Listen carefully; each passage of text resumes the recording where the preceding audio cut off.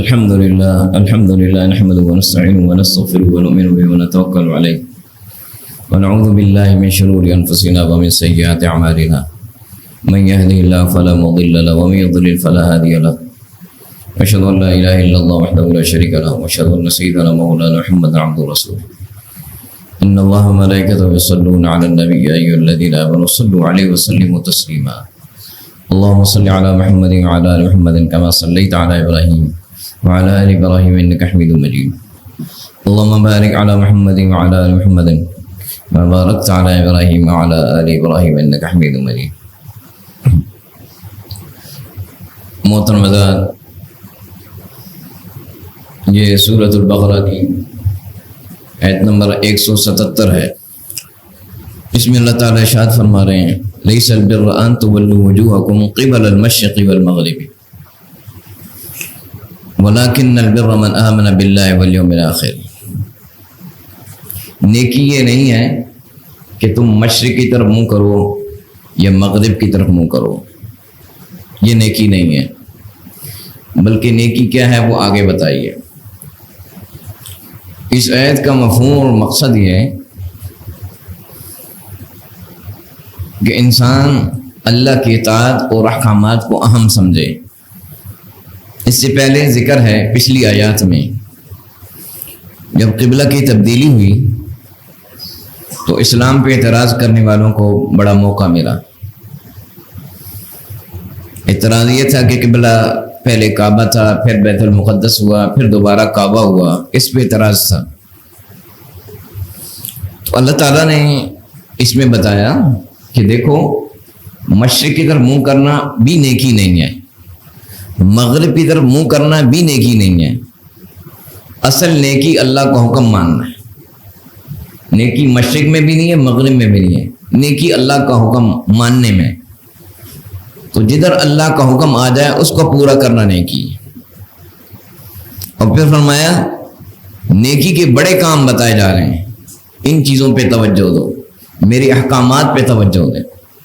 اب احکامات کا خلاصہ بتایا گیا اس آیت میں. احکامات کا خلاصہ اللہ تعالیٰ کے جو احکامات ہیں وہ دین ہیں. دین میں اعتقادات ہیں، عقیدہ ہے. دین میں دوسری چیز عبادات ہیں، عبادت کے جو حکم ہے، طریقے ہیں. دین میں تیسری چیز معاملات ہیں، لین دین کیسا ہو، یہ بھی دین ہے. دین میں چوتھی چیز اخلاق ہیں، آپ کا رویہ کیسے لوگوں کے ساتھ. ان سب باتوں کا ذکر اس آیت میں ہے. یہ دین کی باتوں کو تم نے اپنانا ہے. ولیکن البر، نیکی بڑی ہے، من آمن باللہ، یہ اعتقاد کا ذکر ہے، عقیدے کا ذکر ہے. من آمن باللہ، اللہ پہ ایمان لائے جاؤ، یہ بڑی نیکی ہے. اللہ پہ ایمان کیا ہے؟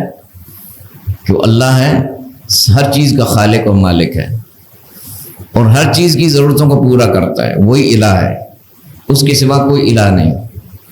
اسی سے مانگنا ہے، اسی سے طلب کرنا ہے، اور وہی سب کی ضرورتوں کو پورا کرتا ہے. وہ اپنی ذات میں بھی اکیلا ہے، صفات میں بھی اکیلا ہے، اس کے ساتھ شریک نہیں، افعال میں بھی کوئی شریک نہیں. اور حکم اس کا ماننا ہے، اس کے حکم ماننے میں اس کے ساتھ کسی کو شریک نہیں کرنا. اس کی اطاعت ہے، اور رسول کریم صلی اللہ علیہ وسلم کی اطاعت بھی اللہ کی اطاعت ہے. اللہ نے حکم دیا ہے، اور آپ کی اطاعت اللہ کی اطاعت ہے. تو اس میں یہ بتایا کہ جو اللہ پہ ایمان لائے، والیوم الآخر، اور روز آخرت پہ ایمان لانا. روز آخرت پہ ایمان کیا ہے؟ کہ مرنے کے بعد اگلی کی زندگی ہے جس میں انسان سے حساب و کتاب ہوگا، اور ناکامی اور کامیابی کا فیصلہ ہوگا. وہ زندگی مرتے ہی شروع ہو جاتی ہے. پہلے قبر کی زندگی ہے جس کو برزخ کی زندگی کہتے ہیں، وہ بھی زندگی موجود ہے. اور قبر میں سوال و جواب بھی حق ہے. اور یہ جو برزخ کی زندگی، برزخ کا مطلب ہے پردہ، انسان پردے میں ہوتا ہے، اس کی روح عالم ارواح میں ہوتی ہے، پھر اس کی روح کا تعلق جسم کے ساتھ بھی ہوتا ہے. پھر اس کی انعام یا سزا مرنے کے بعد ہی شروع ہو جاتی ہے. اچھی کیفیات روح پہ ہوتی ہیں، انعامات ہیں. سزا کی کیفیات ہوتی ہیں، جسم بھی متاثر ہوتا ہے. جسم اور روح دونوں عذاب و ثواب پاتے ہیں. یہ ایمان ہے. آخرت پہ ایمان. برزخ کی زندگی ہے, قبر کا سوال و جواب ہے, عذاب و ثواب ہے. یہ سب چیزیں پردے غیب میں ہیں. اس کے بعد قیامت کا دن ہوگا. قبر میں مٹی جسم جو ہوا ہے اس مٹی کو دوبارہ جسم بنایا جائے گا اور پورا جسم ہوگا اور اس میں روح دوبارہ ڈالی جائے گی. اور پھر قیامت کے میدان میں انسان جائے گا, وہاں اللہ کو حساب دے گا. پھر اس کا اعمال نامہ ملے گا, اس کے عمل تولے جائیں گے. پھر اس کو پل صراط کے اوپر سے گزرنا ہوگا جو دوزخ کے اوپر ہے. پھر جنت یا جہنم کا فیصلہ ہے ہر آدمی کے لیے. یہ سب چیزیں ایمان ہیں. آخرت پہ ایمان. والملائکۃ, فرشتوں پہ ایمان. فرشتے اللہ کی مخلوق ہیں, اللہ نے ان کو بنایا ہے اور مختلف انتظامات اللہ نے ان کے ذمہ کیے ہیں. اللہ محتاج نہیں ہے فرشتوں کا بھی اور کسی کا بھی. اس کے ایک نظام ہے, اس کی شان ہے. جس کام کے لیے, جس ڈیوٹی کے لیے فرشتے کو بنایا وہ وہی کرتا ہے اور اپنی ڈیوٹی کے خلاف نہیں کرتا. جو حکم ملتا ہے وہی کرتا ہے. فرشتے مخلوق ہیں اور ان میں جس طرح انسانی خواہشات ہیں وہ نہیں ہیں, نفسانی خواہشات نہیں ہیں. ان کو اللہ نے بنایا, ڈیوٹیاں ذمہ کی ہیں, جس پہ ایمان لانا ہے. والکتابی, اور تمام کتابوں پہ ایمان لانا. اللہ نے جتنی کتابیں اتاری ہیں, قرآن میں ذکر ہے, اللہ کے رسول صلی اللہ علیہ وسلم نے اس کی تفصیلات بتائی ہیں. والنبیین, اور تمام نبیوں پہ ایمان لانا. قرآن پاک میں نبیوں کا ذکر ہے, کچھ انبیاء کا ذکر احادیث میں بھی ہے, ان پہ ایمان لانا. اور سب سے آخری نبی محمد رسول اللہ صلی اللہ علیہ وسلم ہے, اس پہ بھی ایمان لانا ضروری ہے کہ آپ کے بعد کسی نبی نے کسی صورت میں نہیں آنا. نبوت اور رسالت ختم کا سلسلہ ختم ہو گیا. یہ ایمانیات ہیں, اعتقاد ہیں. اس کے بعد آگے فرمایا وَآتَ الْمَالَ عَلَىٰ حُبِّهِ, وہ مال لیتے ہیں محبت کے باوجود. مال سے محبت ہوتی ہے اس کے باوجود. ذوی القربیٰ, قریبی رشتہ داروں کو, قریبیوں کو, قرابت داروں کو دینا, اس کا اجر ہے. کیونکہ ایک تو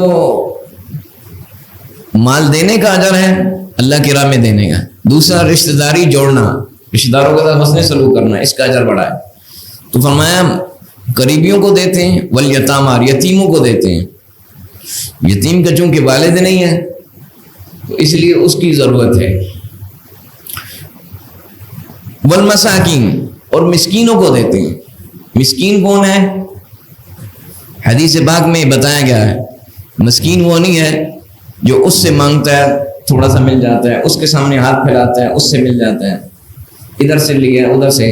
ہمیں مسکین وہ ہے جو کہ حاجت مند ہے لیکن لوگوں سے لپٹ کے نہیں مانگتا, وہ مسکین ہے. اس کی ضروریات ہیں, اس کے اخراجات زیادہ ہیں جو حقیقی اخراجات ہیں, اور اس کی آمدن کم ہے. یہ آدمی اپنی زندگی گزارتا ہے, یہ مسکین ہے. اس کی زندگی میں تنگی ہے, تو اس کی مدد کرنا, اس کا تعاون کرنا, اس کو دینا, یہ بھی نیکیوں میں شامل ہے. وابن السبیل, اور مسافر. مسافر یعنی لاچار مسافر. مسافر آج کل کے دور میں جو مسافر ہیں, ہر طرح کے مسافر آدمی ہیں. بعض مسافر ایسے ہیں کہ وہ دوسرے ملکوں میں سفر کرتے ہیں, ان کے پاس کارڈ ہوتا ہے اور دوسرے ملکوں میں بیٹھ کے بڑے بڑے بزنس کرتے ہیں, آتے جاتے ہیں, راستے میں بزنس کرتے ہیں. وہ لاچار مسافر نہیں ہیں. ان کے جیب میں ہر وقت کارڈ ہے, ان کے پاس ہر وقت آمدن ہے. یہاں مراد لاچار مسافر ہے جس کے پاس کچھ نہیں ہے, یہ ہے وابن السبیل. والسائلین, اور مانگنے والا, جو مانگنے والا ضرورت مند ہے, اس کا جو مانگنے والا ضرورت مند ہے. یعنی ایک آدمی ضرورت مند ہے, ایک آدمی پیشہ ور ہے. پیشہ ور کی بات اور ہے, اس کا پیشہ ہی ہے کہ میں نے کام کچھ نہیں کرنا, مانگنا ہے, صبح سے شام تک مانگنا ہے, وہ پیشہ ور ہے. ایک ہے سائلین, ایک آدمی ضرورت مند ہے, حاجت ہے اس کی, اس نے مانگا. یہاں یہ مراد ہے والسائلین, ضرورت مند. ضرورت مند، حضرت حکیم علمت رحمۃ اللہ نے اس کا یہی مانا، ضرورت مند مانگنے والا۔ وفی الرقاب، اور غلام آزاد کرنا، کسی کو غلام بنایا جائے اس کو آزاد کرنا، غلام کو دینے کا حکم نہیں، اس کو آزاد کرنا ہے، اس کے مالک کو پیسے دو اور اس کو آزاد کرو، اس کی زندگی آزاد ہو جائے، یہ بھی نیکی کے کاموں میں سے۔ آگے فرمایا واقام الصلاۃ، اور نماز قائم کرے، وآتى الزکاۃ، اور زکوٰۃ ادا کرے، نماز قائم کرے یعنی نماز کو پورے آداب کے ساتھ، شروط کے ساتھ، احکامات کے ساتھ، طریقے کے ساتھ، جماعت کے ساتھ، خشوع کے ساتھ، یعنی جو نماز کے جیسے احکامات ہیں پورے طریقے سے ادا کرے، یہ نماز قائم کرنا ہے۔ وآتى الزکاۃ، زکوٰۃ ادا کرے، پورے طریقے سے ادا کرے۔ اب یہاں یہ سمجھنا ہے نماز قائم کرنا اور زکوٰۃ ادا کرنا ہے، اللہ تعالیٰ نے ذکر کیا، لیکن زکوٰۃ ادا کرنے سے پہلے قریبیوں کو دینے کا حکم ہے۔ پہلے حکم ہے قریبیوں کو دو، مسکینوں کو دو، مسافر کو دو، اور اسی طرح ضرورت مند سائلین ان کو دو۔ زکوٰۃ کا ذکر بعد میں ہے۔ اس پہ امام جساس رحمۃ اللہ علیہ نے فرمایا یہ نقطہ ایسے سمجھنا ہے کہ عام طور پہ یہ سمجھا جا سکتا ہے ہم نے زکوٰۃ دے دی ہے، اب ہمارے مال میں کوئی حق نہیں رہا، زکوٰۃ دے دی ہے اب کسی کو دینے کی ضرورت نہیں، تو اللہ تعالیٰ نے زکوٰۃ کو بعد میں ذکر کیا اور پہلے ان چیزوں کو ذکر کیا تاکہ لوگوں کے ذہن میں یہ بات نہ ہو کہ زکوٰۃ دے دی ہے اور باقی ہم نے دینا نہیں ہے، ہمیں باقی بھی حق ہے تمہارے مال میں، زکوٰۃ کے علاوہ بھی حق ہے۔ اب ایک آدمی بھوکا مر رہا ہے، اس کو روٹی کی ضرورت ہے، اور دوسرا آدمی کہے کہ میں نے زکوٰۃ دے دی ہے، میرے مال کا حق ادا ہو گیا، نہیں، اگر یہ بھوکا مر رہا ہے اس کو کھانا نہیں کھلائے گا اور اس کے پاس کھانا موجود ہے، انتظام موجود ہے، یہ گناہ گار ہوگا۔ اس کا مطلب ہے کہ زکوٰۃ کے علاوہ بھی حق ہیں، وہ کیا ہیں؟ اس لیے قرآن پاک نے زکوٰۃ سے پہلے اور چیزوں کا ذکر کیا تاکہ لوگ یہ نہ سمجھیں کہ زکوٰۃ دے کے ہم فارغ ہوں گے۔ اور یہ چیزیں کیا ہیں؟ جس موقع پہ جہاں ضرورت ہو اور وہ ضرورت پیش آئی ہو اور وہ یہ ضرورت پوری کر سکتا ہو تو پھر اس کی ذمہ ہے کہ ضرورت کو پورا کرے۔ رشتہ دار ہیں، یہ جو موقع ہیں، مسکین ہیں، یہ ساری باتیں ہیں۔ اسی لیے علماء کرام نے، فقہاء کرام نے فرمایا کچھ جگہیں ایسی ہیں، کچھ مقامات ایسے ہیں جہاں پہ انسان کو مال خرچ کرنا ضروری ہے، جیسے یہ قرآن پاک نے ذکر کیا، یہ زکوٰۃ سے پہلے ذکر کیا، تو مال میں زکوٰۃ کے سوا بھی حق ہے۔ اس کی مثال فقہاء نے بھی بیان کی، جیسے کہ مسجد ہے، ایک علاقے میں مسجد نہیں ہے، وہاں مسلمان رہتے ہیں، وہاں ضرورت ہے کہ مسجد بنائی جائے۔ اب اگر مسجد نہیں بناتے تو مسجد کی ضرورت ہے، اب مسلمانوں کی ذمہ ہے کہ اس مسجد کو بنائیں، یعنی مسلمانوں کے ذمہ ہے کہ اپنے مال نکالیں، یہ نہ کہ میں نے زکوٰۃ دے دی، وہاں مسجد بنائیں، اس کا انتظام کریں، مسجد کے لیے پیسہ نکلے گا، پھر مسجد چلانی ہوگی، انتظام نہ ہو، اس کے لیے بھی پیسہ نکالیں گے، یہ ذمہ ہو جائے گا۔ یہ بات سمجھنی ہے، جہاں اسلامی ملک ہو وہاں اصل ذمہ داری اسلامی حکومت کی ہے، وہ مسجدیں بنائے۔ اسی طرح اسلامی حکومت کی ذمہ داری ہے کہ وہ دینی درسگاہیں بنائے، لوگوں کی دین کی تعلیم کا انتظام کرے، یہ ان کی ذمہ داری ہے اسلامی حکومت کی۔ جیسے وہ میڈیکل کالج بناتے ہیں، جیسے وہ انجینئرنگ کے کالج بناتے ہیں، جیسے اور چیزیں اور تعلیم کے ادارے بناتے ہیں، اسی طرح لوگوں کی دین کی تعلیم کا انتظام بھی اسلامی حکومت کے ذمہ ہے، مسجدیں بنانا بھی ان کے ذمہ ہے۔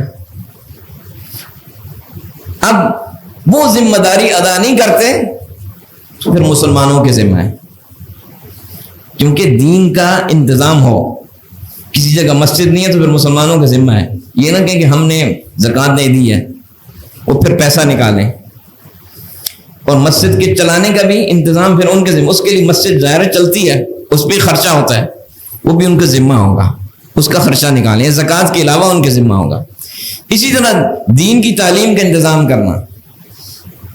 اگر اسلامی حکومت نہیں کرتی تو دین کی تعلیم کا بندوبست تاکہ لوگ دین سیکھتے رہیں اور قیامت تک دین کی تعلیم چلتی رہے، وہ بھی پھر مسلمانوں کے ذمہ ہے. کیا ہے؟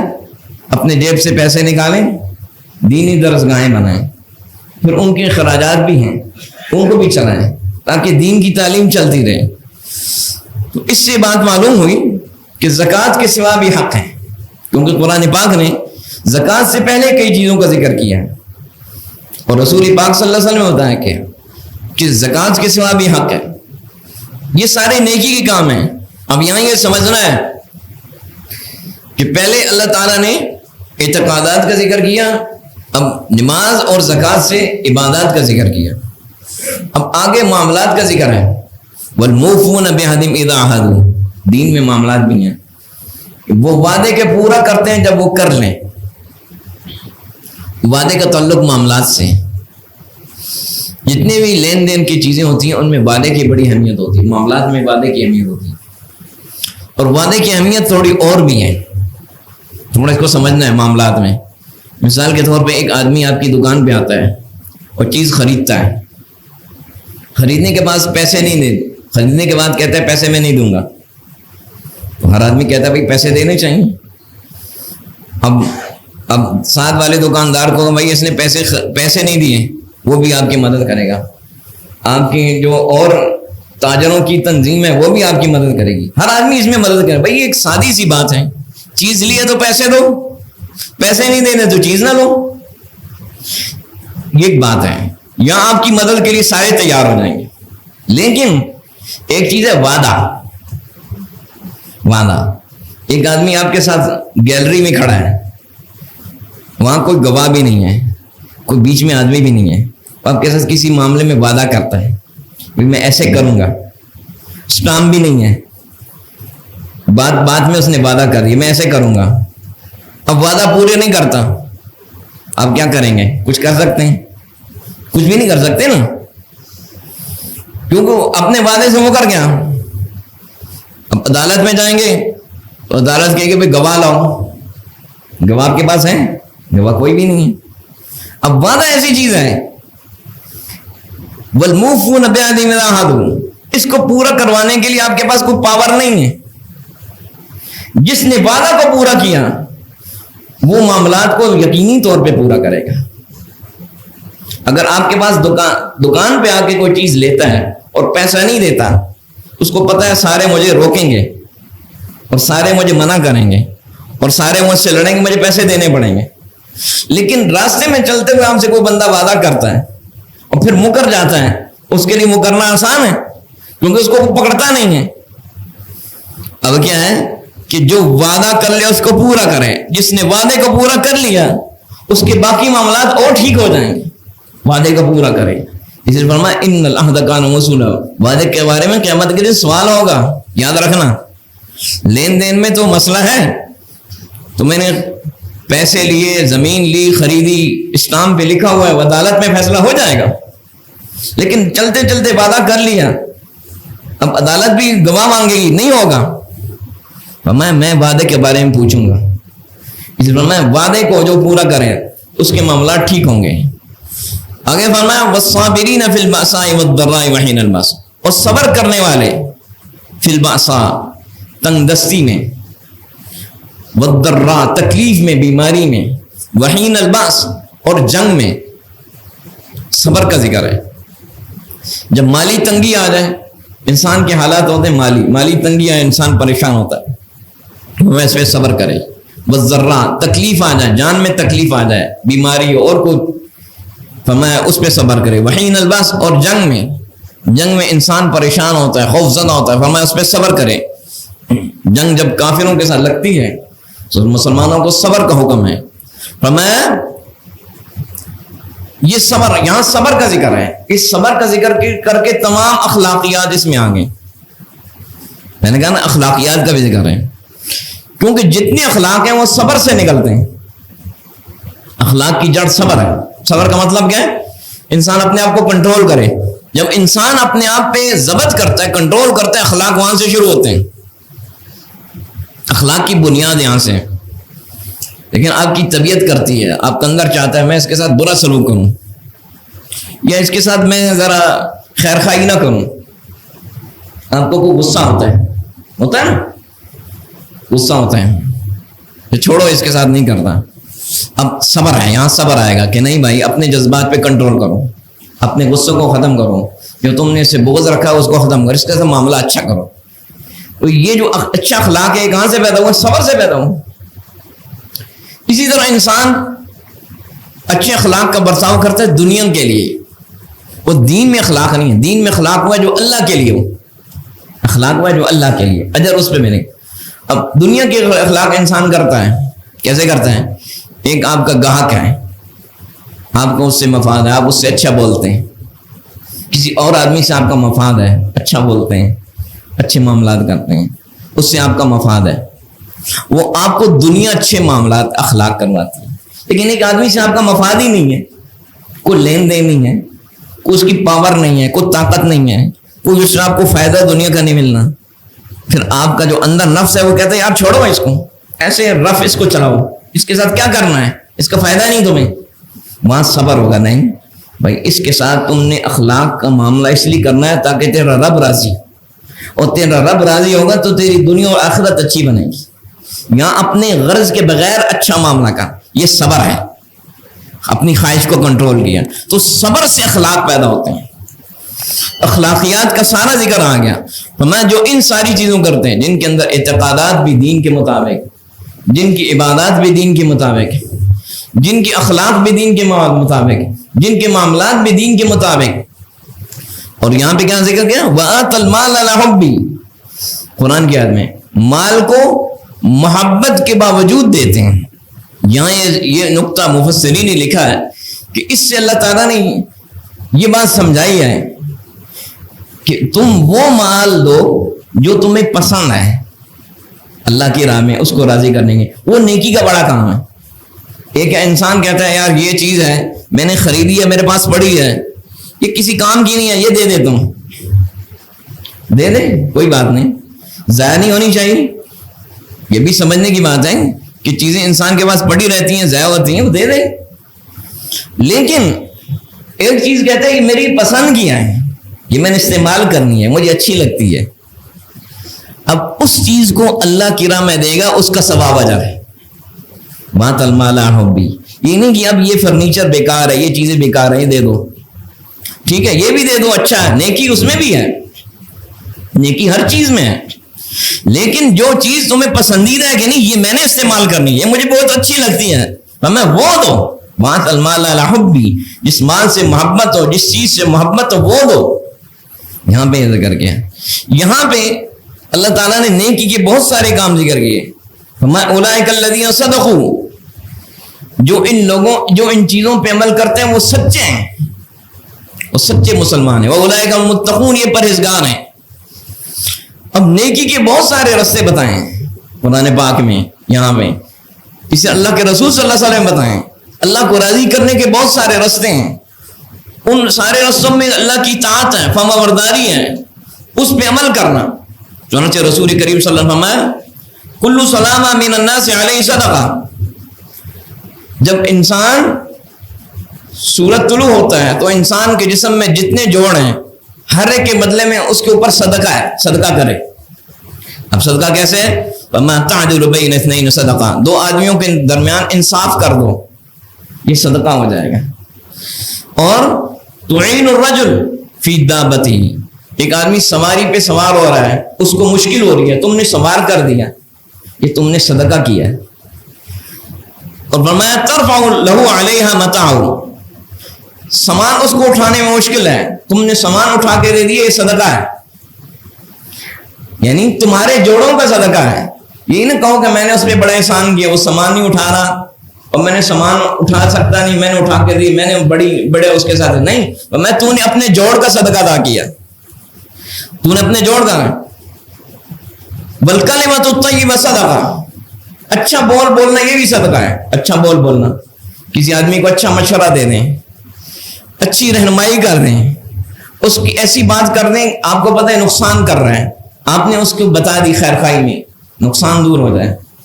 یا غمگین آدمی ہے, آپ نے اچھا بول بولا, اس کا غم دور ہو گیا, پریشانی دور ہوگی, حوصلہ دے دیا, یہ اچھا بول ہے. دو آدمیوں میں پھوٹ ہے, آپ نے اچھا بول بولا, ان میں محبت پیدا ہوگی. فرمایا یہ اچھا بول بھی صدقہ ہے. یہ وہ سارے صدقے ہیں جو تم نے اپنے جوڑ کے دینے. وبکل خطوۃ تمشی الی الصلاۃ صدقہ, نماز کی طرف جو ایک ایک قدم اٹھتا ہے وہ ایک ایک قدم بھی صدقہ ہے. وتمیت الاذى عن الطریق صدقہ, راستے سے تکلیف دہ چیز کو اٹھانا یہ بھی صدقہ ہے. تکلیف کی دے رہی ہے یہ بھی صدقہ ہے. تو فرمایا اس سے معلوم ہوا کہ نیکی کو اللہ کے راضی کرنے کے کئی کام ہیں.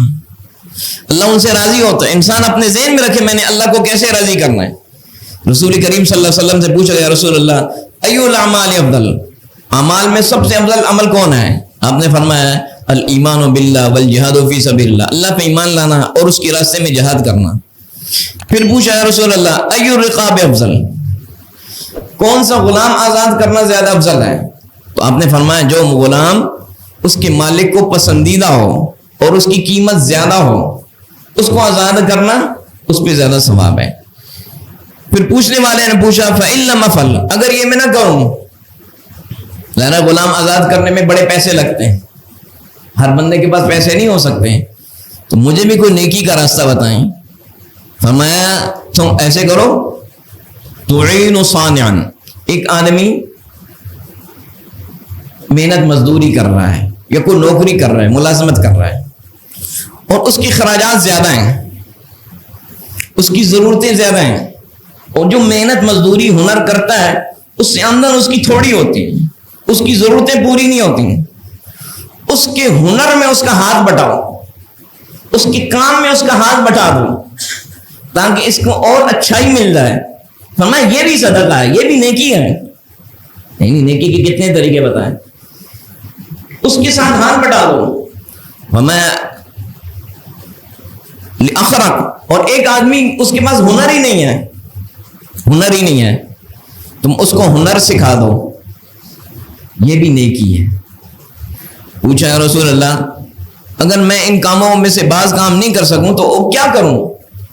فرمایا پھر اگر تم یہ بھی نہیں کر سکتا تو کف الشر عن الناس فإنها صدقۃ منک علی نفسک, اپنا شر لوگوں سے روکو, تم سے لوگوں کو شر نہ پہنچے, یہ تیرا اپنا صدقہ ہے, اپنا صدقہ, یعنی تیری وجہ سے لوگوں کو شر نہ پہنچے. اگر تو کچھ نہیں کر سکتا, شر کیا ہوتا ہے؟ انسان کے اندر شر ہوتا ہے نا, زبان سے شر, کسی طریقے سے شر, شر کے کئی طریقے ہیں. آپ کسی کے ساتھ کوئی معاملہ ہو گیا, اب اس نے معاملہ ایسا کیا کہ آپ کے دل میں اس کے لیے بغض ہے, بغض آ گیا, اس نے آپ کے ساتھ کوئی ایسا, اب بغض اندر رکھا ہوا ہے, کینہ رکھا ہوا ہے. انسان انتظار کرتا ہے مجھے کوئی موقع ہو تو میں اس کی مخالفت کروں, میں پھر جب آگ جلے گی تو میں تیل ڈالوں, یہ شر ہے. ہمیں اپنے شر کو روکو, تیری وجہ سے لوگوں کو شر نہ پہنچے, یہ تیرا اپنا صدقہ ہے. تو نیکی کے بہت سارے راستے بتائیں, میں ان راستوں کو اپناؤ, تم سچے ایمان والے ہو, تم متقی ہو, اللہ ان طریقوں سے راضی ہوگا.